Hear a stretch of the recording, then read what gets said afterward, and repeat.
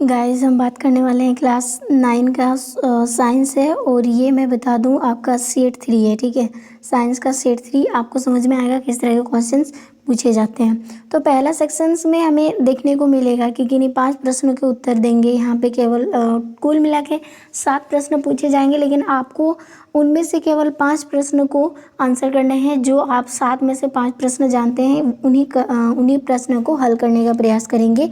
इससे आपका नंबर नहीं कटने वाला।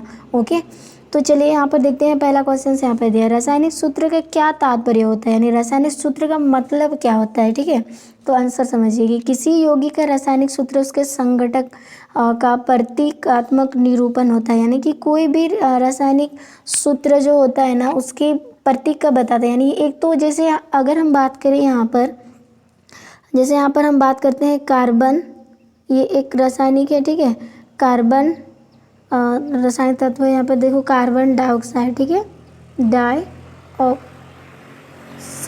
ठीक है, ये मैंने लिख ली। इतना बड़ा आपको लिखना पड़ेगा। अगर इसी के जगह आप ये ऐसे लिखेंगे, इसका सूत्र को यूज़ करेंगे CO2, इनका मतलब ही पूरा का मतलब होता है CO2 मतलब कार्बन डाइऑक्साइड।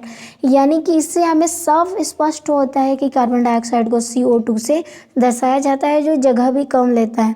तो इसका मतलब यहाँ पर हमें बोला है कि किसी यौगिक का रासायनिक सूत्र उसके संघटक यानी छोटा रूप को निरूपित करता है। याद रखेंगे आप इस चीज़ को। चलिए नेक्स्ट क्वेश्चन है, दोनों में से बोला यदि किसी परमाणु में एक इलेक्ट्रॉन और एक प्रोटॉन हो तो उनमें आवेश होगा या नहीं होगा। तो समझ लीजिए यहाँ पर कोई आवेश नहीं होगा। क्यों नहीं होगा, देखिए प्रोटॉन का तो प्लस में होता है यानी प्लस चार्ज होता है, और न्यूट्रॉन का माइनस में चार्ज होता है। और यहाँ पर बोला है अगर एक इलेक्ट्रॉन और एक प्रोटॉन में कोई आवेश होगा या नहीं होगा। बात को समझ लीजिए, अगर एक प्रोटॉन को लेते हैं, जैसे P से सूचित करते हैं, ठीक है, अगर एक प्रोटॉन को लेंगे तो वो हो जाएगा प्लस में 1, क्योंकि प्रोटॉन जो है प्लस में होता है। अगर हम एक न्यूट्रॉन को लेते हैं, न्यूट्रॉन, तो ये माइनस में 1 हो जाएगा। अगर हम इनका प्लस माइनस करेंगे, आवेश में देखेंगे तो कुछ भी हमें देखने को नहीं मिलेगा, यानी कि विपरीत है। और ऐसे में आवेश जो है वो बिल्कुल शून्य हो जाएगा। तो वही चीज़ यहाँ पर आपको बताया, कोई आवेश नहीं होगा, क्योंकि प्रोटॉन का आवेश प्लस में है और इलेक्ट्रॉन का आवेश इसके विपरीत है, माइनस में है, और दोनों क्या है तथा बराबर नहीं है। यहाँ पे हो जाएगा प्लस माइनस 0 हो जाएगा। ठीक है ना। आगे क्वेश्चन बात करते हैं थर्ड नंबर इसमें, जैसे एंथ्रॉक्स नामक रोग किस प्रकार का रोगात्मक कारक होता है। ये बायोलॉजी से है, तो आंसर हो जाएगा बैक्टीरिया रोग होता है। ठीक है, देन आगे क्वेश्चन से यहाँ पे देखो, चंद्रमा पर ताप का पारस क्या होगा।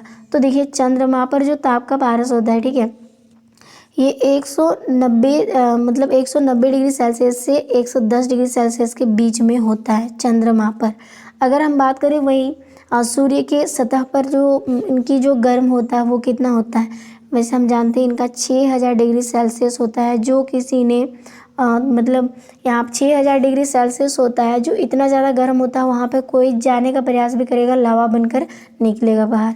और चंद्रमा के पास खुद तो होता नहीं है, लेकिन ये सूर्य के प्रकाश या तारों की चमगाहट यानी उनकी गर्मी से इनको भी गर्मी मिल जाता है, लेकिन कम नहीं है, इनका भी ज़्यादा है, यानी 190 डिग्री सेल्सियस से 110 डिग्री के बीच में होता है। ठीक है, आई होप आपको समझ में आ गया होगा। नेक्स्ट है 5 नंबर क्वेश्चन में बोला है, जब हम धनुष पर तीर चढ़ाते हैं तो उसमें कैसे ऊर्जा संचित होती है। देखिए जब हम धनुष में तीर चढ़ाते हैं तो उसमें स्थितिज ऊर्जा उत्पन्न होती है। ठीक है, स्थितिज ऊर्जा, जब हम उसको चलाएंगे तभी ऊर्जा निकलेगी, वरना ऐसे ही रहेंगे। आगे कौन सी 2 चीज़ें हैं जिन्हें मोल प्रदर्शित करता है। तो आंसर हो जाएगा संख्या एवं द्रव्यमान जो है ये मोल को प्रदर्शित करती है। ठीक है, जैसे बात करते हैं, जैसे यहाँ पर हाइड्रोजन जो है इसका 1 है, 1 द्रव्यमान है, और ऑक्सीजन का 16 होता है। ठीक है, इसका मोल निकालेंगे तो परमाणु में क्या होता है, संख्या के साथ साथ ये ग्राम ये में भी आ जाता है, किलोग्राम ग्राम में भी आ जाता है। तो हम कह सकते हैं यहाँ पर कौन सी 2 चीज़ें जो मोल को प्रदर्शित करती है, एक तो संख्या, दूसरी द्रव्यमान। ठीक है, द्रव्यमान हो जाएगा। आगे 7 नंबर में परमाणु द्रव्यमान का इकाई मात्रक क्या होता है। देखिए परमाणु द्रव्यमान का इकाई मात्रक जो होता है वो यूनिफाइड में होता है, और इसको हमेशा यू से प्रदर्शित किया जाता है। ठीक है, U फॉर यूनिफाइड, इसको शॉर्ट में यू से करते हैं। परमाणु द्रव्यमान जब हम निकालते हैं ना, जैसे हाइड्रोजन का, देखिए यहाँ पर एक हाइड्रोजन का परमाणु द्रव्यमान कितना होता है 1। ठीक है, और ऑक्सीजन की बात करेंगे यानी O2, यहाँ पर H2 हो जाएगा, तो यहाँ पर हो जाएगा जैसे जल की लेते हैं 2 हाइड्रोजन है तो 1 गुना 2 हो जाएगा, बराबर 2 ही आएगा। और ऑक्सीजन का 16 होता है, ठीक है। अगर इन दोनों को अगर हम जोड़ेंगे तो 16 और 8 कितना हो जाएगा, 18, 18 यू हो जाएगा, यानी कि 18 यूनिफाइड हो जाएगा। आई होप आपको समझ में आ गया होगा। सेक्शन बी की बात करते हैं। सेक्शन बी में किस तरह के क्वेश्चन पूछे जाएंगे। यहाँ पर बोला कि नहीं 5 प्रश्नों के उत्तर देने होंगे, कि नहीं 5 प्रश्न का ही उत्तर देने होंगे, जो 3-3 मार्क्स का हो गया, यानी यहाँ से आपको 15 मार्क्स आराम से स्कोर हो जाएगा। यहाँ पर बोला एक बैल जो है, एक बैलों की जोड़ी, यानी बैलों की एक जोड़ी खेत में जोतते हैं, समय किसी हल पर कितना न्यूटन बल लगा रही है, दोनों मिलके 140 न्यूटन बल लगाती है। जोता गया खेत की लंबाई कितना है, 50 मीटर है, सॉरी 15 मीटर है। तो खेत की लंबाई जोतने में कितना कार्य किया गया, यानी कार्य निकालना है, ठीक है। यानी कि यहाँ पर हमें एक तो लंबाई दिया है और दूसरा हमें न्यूटन दिया, यानी बल दिया, तो हमें यहाँ पर क्या निकालना है, कार्य, यानी कि कितना कार्य हुआ था, ठीक है। तो समझ लीजिए यहाँ पर बैलों द्वारा लगाया गया बल कितना है, 140 न्यूटन है, ठीक है। ये न्यूटन जो ये बल की ऐसा मात्रक होता है। जोता गया खेत कितना मीटर है, 15 मीटर है। तो क्या गया कार्य क्या होता है, देखिए बल गुना विस्थापन, विस्थापन मतलब इतना जगह को वो ये कर लिया। हम लोग इसको ऐसे लिखते हैं, यानी कि W बराबर यहाँ पर क्या हो जाएगा, F और यहाँ पे S हो जाएगा, यानी कि विस्थापन हो जाएगा। तो कार्य कितना हो जाएगा, जैसे बल कितना लगा है 140 और इसमें विस्थापित कितना हुआ 15 मीटर है, तो 15 हो जाएगा। तो यहाँ पर अगर हम देखेंगे 15 15 0 0 और 15 का 15 30 15 3 45 15 4 60 60 का 0 हाथ में रहा 4, फिर 15 सॉरी 6, फिर 15 का 15 15 और 6 कितना होता है 21 होता है, यानी कि 21 जूल कार्य करता है।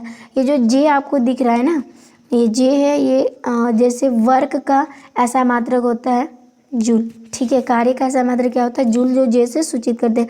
आई होप आपको समझ में आ गया होगा। यहाँ पर आगे बात हो रही है 1 जूल कार्य को परिभाषित करें। 1 जूल कार्य को परिभाषित कैसे करेंगे, तो समझ लीजिए यहाँ पर 1 जूल किसी वस्तु पर किया गया कार्य की वह मात्रा होती है जो 1 न्यूटन बल वस्तु को, मतलब वस्तु को बल की क्रिया रेखा में जो दिशा विस्थापित कर देता है उसको 1 जूल कार्य कहते हैं। देखिए यहाँ पर अगर बात करें, यानी कि 1 जूल किसके बराबर होता है, 1 न्यूटन, ठीक है, गुना 1 न्यूटन गुना 1 क्या हो जाएगा आपका विस्थापन, यानी मीटर हो जाएगा। तो ये यानी कि अगर कोई 1 जूल अगर कार्य कर रहा है, इसका मतलब उस वस्तु पर 1 न्यूटन बल और 1 ही मीटर जो है विस्थापित हो जाता है। मान के चलिए ये एक पत्थर है, ठीक है, इसमें इधर से फोर्स लगाया जा रहा है कितना 1 न्यूटन, और ये वस्तु यहाँ से यहाँ तक आ गया है, यहाँ तक उसमें कितना विस्थापित हो गया 1 न्यूटन। तो इसमें जो कार्य किया गया है, यानी कि 1 मीटर जो विस्थापित हो गया, जो इसमें जितना कार्य करना लगा उसी को कहा जाता है 1 जूल, और 1 जूल को आप ऐसे परिभाषित करते हैं। आगे है 10 नंबर, यहाँ पे जैसे दिया है, तड़ित की चमक तथा गर्जन साथ साथ उत्पन्न होते हैं, लेकिन चमक दिखाई देने के कुछ सेकंड पश्चात जो है गर्जन जो है सुनाई देते हैं। ऐसा क्यों, देखिए हमने देखा है जब बरसात के दिनों में बिजली कड़कती है आसमान में, तो चमक के साथ, तड़ित की चमक के साथ गर्जन उत्पन्न तो होते हैं, लेकिन मतलब तड़ित के साथ साथ चमक तो उत्पन्न होते हैं, लेकिन गर्जन जो है वो थोड़े सेकंड, मतलब कुछ सेकंड बाद वो निकलती है। आखिर क्यों, तो समझिए यहाँ पर ऐसा इसीलिए होता है क्योंकि वायु में प्रकाश की चाल हम जानते हैं कितना 3 इंटू 10⁸ मीटर पर सेकंड होता है, जबकि ध्वनि की चाल जो है वो कितना है, बहुत कम है। यहाँ पर देखिए कितना है 332 मीटर पर सेकंड से अधिक होता है। अतः ध्वनि कुछ सेकंड बाद सुनाई देता है। बस मेन रीजन तो ये है क्योंकि वायु की जो है प्रकाश की चाल बहुत ज़्यादा होती है। जो वायु में प्रकाश की चाल 3 इंटू 10⁸ मीटर पर सेकंड होता है, और वही अगर बात करें ध्वनि की तो कितना है 332 से काफ़ी थोड़ा ज़्यादा होगा। अतः ध्वनि कुछ सेकंड बाद सुनाई देती है, बस यही रीज़न है। बिजली की चमक प्रकाश की चाल से चाल से चलकर प्रेक्षक की आंखों तक पहुंचाती है बहुत जल्दी, ठीक है, जबकि मतलब कि मेघर्जन ध्वनि की चाल से चलकर प्रेक्षक के कानों तक पहुंचता है, इसीलिए प्रकाश को पहुंचाने में कम समय लगता है, जबकि ध्वनि को सुनने में थोड़ा टाइम लग जाता है। ओके, वैसे निकलता साथ साथ है, लेकिन वो उनका जो चाल है वो थोड़ा कम होता है प्रकाश की चाल से, बस इसी वजह से, ठीक है। देन आगे क्वेश्चन से यहाँ पर दिया है कि निम्न यौगिकों में उपस्थित तत्वों के नाम लिखिए। देखिए बुझा हुआ चूना में कौन कौन से उपस्थित तत्व होते हैं, ठीक है। तो बुझा हुआ चूना का सूत्र हम जानते हैं CaOH2 होता है। तो यहाँ पर ध्यान रखिए कि Ca को हम लोग कहते हैं कैल्शियम, ऑक्सीजन, O को ऑक्सीजन कहते हैं और H2 को हाइड्रोजन कहते हैं। तो यहाँ पर कौन कौन से तत्व उपस्थित हैं, कैल्शियम, ऑक्सीजन और हाइड्रोजन। नेक्स्ट है बेकिंग पाउडर जिसको हम लोग खाने वाला सोडा भी कहते हैं, ठीक है। इनका सूत्र क्या है, इनका सूत्र देखिए NaHCO3 है। तो इसमें क्या क्या देखो ओनली Na को हम लोग सोडियम कहते हैं, ठीक है, और H को हम लोग हाइड्रोजन कहते हैं और CO3 को हम लोग C को कार्बन कहते हैं और O3 को ऑक्सीजन कहते हैं, ठीक है। तो कुल मिला के जो यहाँ पर बेकिंग सोडा का पाउडर बन रहा है उसका कुल मिला के सूत्र कौन कौन सा होता है, NaHCO3 जो सोडियम, हाइड्रोजन, कार्बन और ऑक्सीजन का तत्व मिला हुआ है। आगे यहाँ पर क्या दिया, थर्ड नंबर इसमें बोला है कि हाइड्रोजन ब्रोमाइड क्या है। हाइड्रोजन ब्रोमाइड में क्या क्या होता है, तो समझ लीजिए हाइड्रोजन ब्रोमाइड का सूत्र HBr होता है और H फॉर हाइड्रोजन और Br मतलब ब्रोमीन होता है। तो कुल मिला के 2 तत्व इसमें उपस्थित होते हैं। देन आगे क्वेश्चन बात करते हैं। 12 नंबर इसमें बोला J.J. थॉम्सन के परमाणु मॉडल की क्या सीमाएँ हैं, यानी उनकी क्या क्या सीमाएँ हैं, क्या सीमाएँ हैं बताए J.J. थॉम्सन का।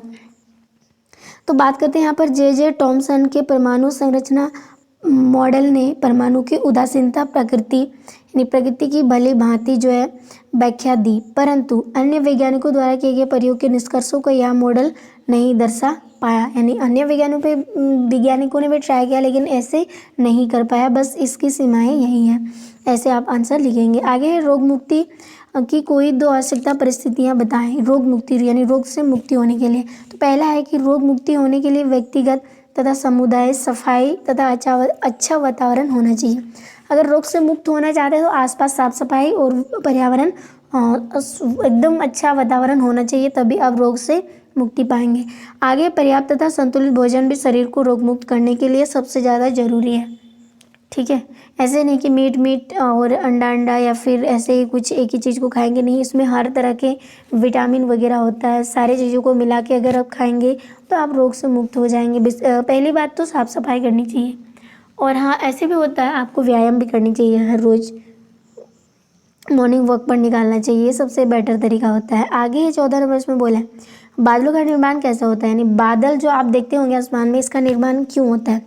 तो समझ लीजिए पानी, जब यहाँ पर देखिए क्या बोला है, जब यहाँ पर बहुत आसान आपको बताऊंगी जो आप अपने भाषा में लिख सकते हो। देखिए यहाँ पर क्या बोला, जल स्रोतों से पानी वाष्प के रूप में हवा में चला जाता है। कहने का मतलब है आपने आजकल गर्मी के दिन में देखे होंगे नदी, तालाब या फिर कुआं सूख जाता है ना, तो आप सोचते होंगे वो भीतर चला जाता है। ऐसा कुछ नहीं होता, कुछ मात्रा में भीतर भी चला जाता है, लेकिन अधिक मात्रा में गर्मी की वजह से पानी जो गर्म होते हुए आपने ट्राई किया होगा, एहसास किया होगा। ये जो गर्म होता है वो गर्म होने के बावजूद आपने देखा होगा जब मम्मी चाय बनाती है या खाना बनाती है तो पानी गर्म होने के बाद क्या निकलता है, धुआं निकलता है। ऐसे ही इन स्रोतों में यानी नदी, तालाब, कुआं में पानी गर्म होने के बाद वो धुआं बनकर हवा में चली जाती है, और हवा में चलने के बाद कुछ जल वाष्प हवा में पहले से ही मौजूद तो होते ही है, ठीक है। ऊपर जाकर जल वाष्प जो है वो पूरी तरह से ठंडी हो जाती है, और ठंडे होने के साथ साथ वो बादलों का निर्माण करती है। यानी यही चीज़ बोला है यहाँ पर, ठंडा होकर या छोटी छोटी जल की बूंदें वायु में निलंबित होकर बादलों का निर्माण करती है, और वो आंधी तूफान के रूप में आ जाता है, पृथ्वी पर फिर से गिर जाती है, ठीक है। आगे क्वेश्चन से यहाँ पर सेक्शन सी, इसमें कुछ लंबे क्वेश्चन देखने को मिलेगा। इसमें 3 प्रश्न का हल करना, जो प्रत्येक प्रश्न को 5 मार्क्स के जो आंसर अगर आप करते हो तो 5 मार्क्स मिल जाएगा। क्वेश्चन देखिए यहाँ पर, स्थितिज ऊर्जा को की परिभाषा दे या इसके लिए एक व्यंजक प्राप्त करें। या दूसरी आपको ये क्वेश्चन ऐसे भी पूछा जाएगा, क्वेश्चन सेम है। स्थितिज ऊर्जा क्या है, पृथ्वी की सतह से h ऊंचाई पर m द्रव्यमान की वस्तु के लिए स्थितिज ऊर्जा का व्यंजक प्राप्त करें। क्वेश्चंस अलग है, मतलब क्वेश्चंस पूछने का तरीका अलग है, लेकिन आंसर आपका सेम होंगे, ठीक है। तो चलिए देखते हैं यहाँ पर क्या हो जाएगा इसका। ये स्थितिज ऊर्जा होता क्या है, किसी वस्तु में उसकी स्थिति के कारण जो कार्य करने की क्षमता होती है उस वस्तु की स्थितिज ऊर्जा कहते हैं। जैसे पहाड़ पर रखे पत्थर का टुकड़ा, घड़ी के कामनी, किसी ऊंचाई पर टंकी में एकत्रित पानी, ये सारे के सारे स्थितिज ऊर्जा होता है। जैसे पहाड़ पर आपने पत्थर को देखा, ऊंचा क्षेत्र पर होता है, तो ये भी स्थितिज ऊर्जा का एग्जाम्पल है, ठीक है। जैसे इसको व्यंजक कैसे प्राप्त करेंगे, आपको यहाँ पर फिगर दिख रही होंगे, ठीक है। ये फिगर है, यानी मान के चले ये पत्थर है, ओके। और ये आपका पहाड़ है, ठीक है, नीचे वाला पार्ट ये पहाड़ है, ठीक है ना। और यहाँ पर ये कितनी ऊंचाई पर है, एच ऊंचाई पर है। तो इस पर हमें बताना है कि इसका व्यंजक हम कैसे निकालेंगे। तो आपको यहाँ पर देखना है, जैसे यहाँ पर हम बात करते हैं, जैसे पहाड़ पर रखे पत्थर का टुकड़ा, घड़ी के कामने किसी ऊंचाई पर टंकी में एकत्रित पानी। तो देखते हैं व्यंजक इसको क्या निकालेंगे। माना कि उस वस्तु का द्रव्यमान कितना है, m है, इस वस्तु का द्रव्यमान कितना है, m है, जैसे हमें यहाँ पर दिया है, ओके। द्रव्यमान की वस्तु की सतह पर इसकी ऊंचाई यानी कितनी सतह पर यानी कितनी ऊंचाई पर है वस्तु पृथ्वी से, h ऊंचाई पर है। तो उस वस्तु पर यानी उस ऊंचाई वस्तु पर भार जो होगा वो क्या हो जाएगा, mg हो जाएगा, कि नीचे की ओर कार्य करता है, उसकी भार जो है नीचे की ओर ना कार्य करता है। जैसे आप कुछ चीज़ों को उठाते हो, भारी चीज़ों को उठाते तो नहीं उठा पाते, आखिर क्यों, क्योंकि उसमें स्थितिज ऊर्जा काम कर रहा है। और अगर आप उठाने का प्रयास करेंगे तो वो आप उठा नहीं पाएंगे, क्योंकि वो नीचे की ओर कार्य करता है, जिस वजह से आप उसको उठाने में काफ़ी बल लगाते हैं, कभी कभी उठा पाते हैं और कभी कभी नहीं भी। तो वही चीज़ यहाँ पर बोला है कि नीचे की ओर कार्य करता है। नीचे की ओर इसलिए कार्य करता है क्योंकि हम जानते हैं गुरुत्वाकर्षण बल जो है कोई भी चीज़ों को नीचे की ओर खींचता है, ठीक है। तो वस्तु की स्थितिज ऊर्जा बराबर गुरुत्वाकर्षण के विरुद्ध वस्तु को उठाने में किया गया कार्य को ही क्या कहा जाता है, स्थितिज ऊर्जा। देखिए गुरुत्वाकर्षण बल क्या होता है, जैसे आप कोई भी चीज़ को ऊपर फेंकते हो, फिर थोड़ी देर बाद नीचे अपने आप आ जाता है, क्योंकि ये गुरुत्वाकर्षण बल का कमाल है। तो आप कोई भी चीज़ नीचे से ऊपर उठाने का प्रयास करते हैं तो आप ना गुरुत्वाकर्षण के विरुद्ध काम कर रहे हैं, यानी इसका उल्टा काम कर रहे हैं। गुरुत्वाकर्षण नीचे खींचता है और आप ऊपर उठाते हैं। यानी कि मान के चले हमने यहाँ पर एक पत्थर रख लिया जो मतलब कि ज़मीन पर है, ठीक है, और ये इसके नीचे, ज़मीन के नीचे तो नहीं ना आएगा, मतलब ज़मीन तक यहाँ पर इसके जो गुरुत्वाकर्षण बल है यहाँ पे शून्य हो जाता है। और आप आने चले, ये मान के चले ये कितना का है, 15 kg का है, ठीक है। तो आप इसको आराम से उठा तो लेंगे लेकिन भारी लगेगा। अगर इसी पत्थर को यानी बड़ा करके, यानी मान के चले यहाँ पर कितना है, 75 kg है, तो ये पृथ्वी पर है, आप इसको उठाने का प्रयास करोगे ना, नहीं उठा पाओगे। आखिर क्यों, क्योंकि गुरुत्वाकर्षण बल इसमें लग तो रहा है, वैसे भारी है, तो ये नीचे की ओर मतलब बल लगाएगा और आप इसको ऊपर की ओर बल लगाएंगे। तो ऐसे में दोनों में विरोधी हो जाएगा। और कभी कभी आप उठा नहीं पाते हैं, कभी कभी उठा पाते हैं जो जिम जाते हैं वैसे लोग, ठीक है।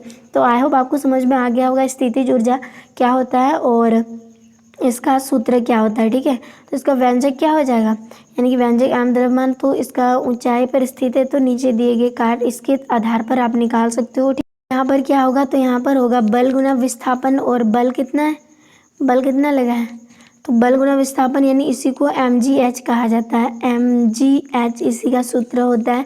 और स्थितिज ऊर्जा के लिए यहाँ पर mgh हो जाएगा, ठीक है, याद रखेंगे। आगे क्वेश्चन यहाँ पर दिया 15 नंबर में बोला कि निम्नलिखित पदार्थों में मोलर द्रव्यमान परिकलन करें, मोलर द्रव्यमान ज्ञात करना है, ओके।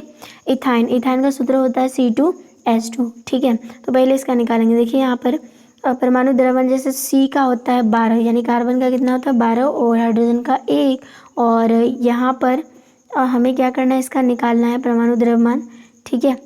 तो यहाँ पर देखिए पहले समझते हैं, यहाँ पर कार्बन का होता है 12, ठीक है, और कार्बन कितने, 2 कार्बन है, तो 12 का 12, 12 दूनी 24, 24 हो गया। फिर हाइड्रोजन भी 2 है, तो 24 और 2 कितना हो जाएगा, कुल मिला के परमाणु द्रव्यमान। यानी कि आपको C2 का निकालना है, C2 12, 1 कार्बन में और 2 कार्बन में 2 से गुना कर देंगे और यहाँ पर हो जाएगा 12 दूनी 24। और H2 की बात करेंगे, 1 हाइड्रोजन के लिए 1 है और यहाँ पर 2 हाइड्रोजन, तो 2 1 कम 2 यानी 24 और 2 कितना हो जाएगा 26, तो यहाँ पर हो जाएगा 26 ग्राम, ओके। एंड नेक्स्ट क्वेश्चन है यहाँ पर देखिए 2 नंबर सल्फर का S होता है S8, और यहाँ पर मैं बता दूँ एक सल्फर जो है 32 U के बराबर होता है, ठीक है। लेकिन यहाँ पर कितना है 8 है, तो आपको 8 से गुना करना है, तो कितना हो जाएगा यहाँ पर आपको मालूम है, 8 दूनी 16 का 6 हाथ मेरा 1, 8 या 24, 24 और 1 कितना हो जाएगा 25, यानी 256 ग्राम हो जाएगा इसका मोलर द्रव्यमान, ठीक है। कितना हो जाएगा 256, जैसे आपको यहाँ पर दिख ही रहे होंगे। आगे फास्फोरस अणु यानी P4 यानी एक P का मान कितना होता है 31, और यहाँ पर कितने हैं, कुल मिला के 4 है। तो यहाँ पर समझ लीजिए 31 और 4 को गुना करेंगे तो कुल मिला के 124 ग्राम हो जाएगा। इसी तरह आपको निकालने होंगे, ठीक है। देन आगे है यहाँ पर HCl का मोलर द्रव्यमान, H का हाइड्रोजन का 1 होता है, C का 12 होता है, ठीक है। और यहाँ पर सी एल है, ओनली सी नहीं है। तो यहाँ पर इसका मान होता है 35.5, ठीक है। तो कुल मिला के यहाँ पर कितना हो जाएगा, 36.5 हो जाएगा। इनको जोड़ेंगे। आगे HNO3 का मोलर द्रव्यमान देखिए, H यानी हाइड्रोजन कितना है, 1, इसका परमाणु द्रव्यमान 1 होता है, और नाइट्रोजन का 14 होता है। उसी तरह ऑक्सीजन का 16 होता है, लेकिन कितने ऑक्सीजन है, 3 ऑक्सीजन है। तो इन सब का देखिए 1, 14 और यहाँ पर इन 16 का संबंध 16 48, कुल मिला के जो है ये 63 ग्राम आ जाएगा आपका। ओके, आपको समझ में आ गया होगा। नेक्स्ट क्वेश्चन जैसे यहाँ पर देखते हैं कितना है, रदरफोर्ड के परमाणु मॉडल की क्या सीमाएं हैं। देखिए जे थॉमसन का हमने देखा, आप रदरफोर्ड का भी देखते हैं। यहाँ पर बोला रदरफोर्ड के परमाणुविक मॉडल की मुख्य कमी यह थी कि उसके परमाणु के स्थायित्व का पता नहीं चला। जब कोई अवेशित कण त्वरित होता है तो वे ऊर्जा को विकिरित करता है। विकिरण के इस उत्सर्जन इलेक्ट्रॉन में ऊर्जा की कमी होगी, जिसके कारण उसकी कक्षा के आकार का संकुचन होगा और फलस्वरूप कुछ ही समय में इलेक्ट्रॉन नाभिक से टकरा जाएगा। और रदरफोर्ड यह नहीं समझ पाया कि वास्तव में ऐसा क्यों होता है, ठीक है।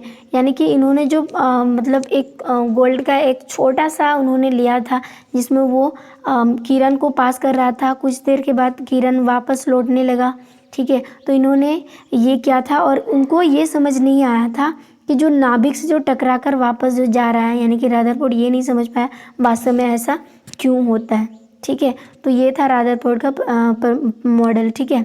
आगे बात करते हैं यहाँ पर 17 नंबर। इसमें क्या बोला है, इसमें बोला है कि डॉक्टर, नर्स या स्वास्थ्य कर्मचारी अन्य व्यक्तियों की अपेक्षा रोगियों के संपर्क में अधिक रहते हैं। क्यों, पता करें कि वे अपने आप को बीमार होने से कैसे बचाते होंगे। तो यहाँ पर देखिए पहली रीज़न है कि डॉक्टर, नर्स व स्वास्थ्यकर्मी दूसरे लोगों से अधिक बीमार व्यक्तियों के संपर्क में अधिक रहते हैं और अपने बचाव के लिए वो निम्न तरीके अपनाते हैं। सबसे पहले मरीजों को देखने के बाद वो अपने हाथ को साफ करता है, तो कीटाणु तो मर ही जाएंगे। दूसरी बात, मरीज की जांच करते समय मास्क का प्रयोग करना चाहिए। जब मरीजों को जांच करते उस समय मास्क का प्रयोग करना चाहिए, आपने देखे भी होंगे, ठीक है। सीधे शरीर संपर्क से बचना चाहिए, इसीलिए वो लोग हाथ में क्या लगाते हैं, ग्लव्स लगाते हैं, ठीक है, आपने देखे होंगे। और मरीजों से लैंगिक संपर्क से बचना चाहिए, उनकी लैंगिक संपर्क से भी बचना चाहिए। और मरीजों के साथ खाना नहीं खाना चाहिए। दूसरी बात, संतुलित आहार भी लेना चाहिए, जिससे आप मरीजों के पास कितने भी करीब रहे लेकिन आपको बीमार नहीं होंगी। ये सब अगर आप अप्लाई करते हो तो, ठीक है। देन आगे क्वेश्चन से यहाँ पर देखो, जीवित प्राणी मृदा पर कैसे निर्भर करते हैं, मिट्टी पर कैसे निर्भर होते हैं। क्या जल में रहने वाले जीव संपदा के रूप में मृदा की पूरी तरह स्वतंत्र है। तो आंसर हो जाएगा जीवित प्राणी प्रत्यक्ष या परोक्ष रूप से मिट्टी पर निर्भर करते हैं। क्यों, क्योंकि यहाँ पर देखिए सभी जीवित प्राणी ऊर्जा व खाद्य पदार्थों के लिए हरे पौधों पर निर्भर करते हैं। मांसाहारी भी दूसरे शाकाहारी जीवों पर निर्भर करते हैं। पौधे जो है मिट्टी पर निर्भर करते हैं। क्यों, क्योंकि यहाँ पर देखिए रीजन क्या होगा, पौधे अपने भोजन के लिए पोषक तत्व मिट्टी से ही ना लेता है, इसीलिए तो हम कह सकते हैं कोई भी जीव जो है मिट्टी पर निर्भर होते हैं। पौधे अपनी जड़ों द्वारा मिट्टी में खड़े रह पाते हैं, अगर मिट्टी नहीं होता तो पौधे अपने आप गिर जाते हैं। दूसरी, यह कहना सही नहीं है कि जल में रहने वाले जीव पूर्ण से मिट्टी में स्वतंत्र होते हैं, क्योंकि वो जीव पानी में रहते हैं जो वे भी हरे पौधों पर ही निर्भर करते हैं। पानी में रहने के बावजूद भी तो वो खाते होंगे घास फूस वगैरह। वे खनिज तथा ऊर्जा पौधों से ही तो लेते हैं। पौधे मिट्टी से अपना भोजन लेते हैं और चट्टानों में पाए जाने वाले खनिज भी तभी जीवों द्वारा लिए जा सकते हैं जब वे मिट्टी के रूप में बदल आते हैं, ठीक है। यही रीज़न है आगे। अतः यह कहा जा सकता है कि सभी जीव स्थलीय या जलीय मिट्टी प्रत्यक्ष या परोक्ष रूप से निर्भर होते हैं। आगे, प्रकृति में कार्बन चक्र को प्रवाह चार्ट द्वारा दर्शाइए। यहाँ पर प्रवाह चार्ट बनाना है और आपको पूछा भी जाएगा जो 5 मार्क्स का रहेगा, ठीक है। कार्बन चक्र का क्या होता है, देखिए यहाँ पर कार्बन मूल रूप से हीरा तथा ग्रेफाइट में पाया जाता है। कार्बन जो है मूल रूप से किस में पाया जाता है, हीरा और ग्रेफाइट में। कुछ जंतुओं के बाहरी तथा भीतरी कंकाल कार्बोनेट लवणों से बने होते हैं। अब इनका चक्र, प्रकाश संश्लेषण में जो सूर्य की उपस्थिति में उन सभी जीवित प्रकारों में होता है क्लोरोफिल होता है कि क्लोरोफिल होता है। इसकी मूल क्रिया द्वारा कार्बन संविष्ट हो जाता है। इस प्रक्रिया में वायुमंडल में या पानी में घुले यौगिक के रूप में कार्बन वायुमंडल में CO2 के रूप में है। विभिन्न प्रकार के खनिजों में कार्बोनेट और हाइड्रोजन कार्बोनेट के रूप में जीवन के कार्बन आधारित अणुओं से, जैसे कि बात करते हैं प्रोटीन, कार्बोहाइड्रेट्स या वसा, न्यूक्लिक अम्ल और विटामिन में विद्यमान भी होते हैं। आप देखिए यहाँ पर आपको ये चक्र तो बनाना पड़ेगा, ये साइकिल, कार्बन साइकिल, ठीक है। सबसे पहले आप यहाँ पर क्या लिखोगे, वायुमंडल में कार्बन डाइऑक्साइड होता है नहीं होता, ऑफकोर्स होता है। उसके बाद ये आता है पानी में कार्बोनेट होता है। फिर पानी से क्या हो जाता है, पानी से आ जाता है चूना पत्थर, ठीक है, चूना पत्थर में बदल जाता है। यहाँ तक ये तो खत्म हो गया। दूसरी यहाँ से अगर बात करें, ये बनता है कार्बनिक यौगिक जो पादपों में पाया जाता है। फिर ये पादप से फिर चला जाता है वायुमंडल में, ठीक है। एंड आगे यहाँ पर देखिए पादपों में क्या किया, जैसे कार्बनिक यौगिक ये जंतु में पाया जाता है, फिर ये कोयला में भी पाया जाता है, ठीक है। फिर बात करते हैं यहाँ पर, उसके बाद ये पेट्रोलियम में भी पाया जाता है। अगर बात करें यहाँ पर जंतुओं में, जंतु फिर क्या करता है, अकार्बनिक सल्की लेता है, तब जाके ये श्वसन के विघटन करने के बाद फिर वो चला जाता है कहाँ, वायुमंडल में। तो ये चक्र आपको बिल्कुल याद रखना है, क्योंकि ये 5 मार्क्स का है, इसको छोड़ना नहीं है। अगर आपने नहीं करा है तो इसको नोट्स कर लीजिएगा, ठीक है। एंड आगे क्वेश्चन से यहाँ पर ये जो हमें दिया है, इसी को हमें थोड़ा सा और विस्तार से करना है। जैसे प्रकाश संश्लेषण में CO2 को ग्लूकोज, यानी कि ग्लूकोज का सूत्र जो होता है वो होता है C6, यानी ग्लूकोज का C6H12O6 होता है, और अणुओं में ये बदल जाता है। ये ग्लूकोज अणु दूसरे पदार्थों में बदल जाते हैं, जिससे ऊर्जा प्रदान करती है। वह श्वसन की क्रिया है। ग्लूकोज को कार्बन डाइऑक्साइड में बदलने के लिए ऑक्सीजन का प्रयोग हो भी सकता है और नहीं भी हो सकता है। तो यहाँ पर हमें बात करना है कि श्वसन के बाद CO2 उत्पन्न तो होती है, कार्बन डाइऑक्साइड वायुमंडल में वापस चली जाती है, और दहन ईंधन का इस्तेमाल या खाना पकाने, गर्म करने, यातायात और उद्योग धंधों के द्वारा वायुमंडल में CO2 का प्रवेश हो जाता है। और औद्योगिक क्रांति के काल में जीवाश्म ईंधनों को जलाने से वायुमंडल में कार्बन डाइऑक्साइड की मात्रा दोगुनी हो जाती है, और कार्बन का चक्रण विभिन्न भौतिक एवं जैविक क्रियाओं के द्वारा भी होता है। तो आई होप यहाँ पे समझ में आ गया होगा कार्बन चक्र क्या है। तो आगे के वीडियोस पाने के लिए चैनल को सब्सक्राइब करें, लाइक करें और शेयर करना ना भूलें। Thank you guys.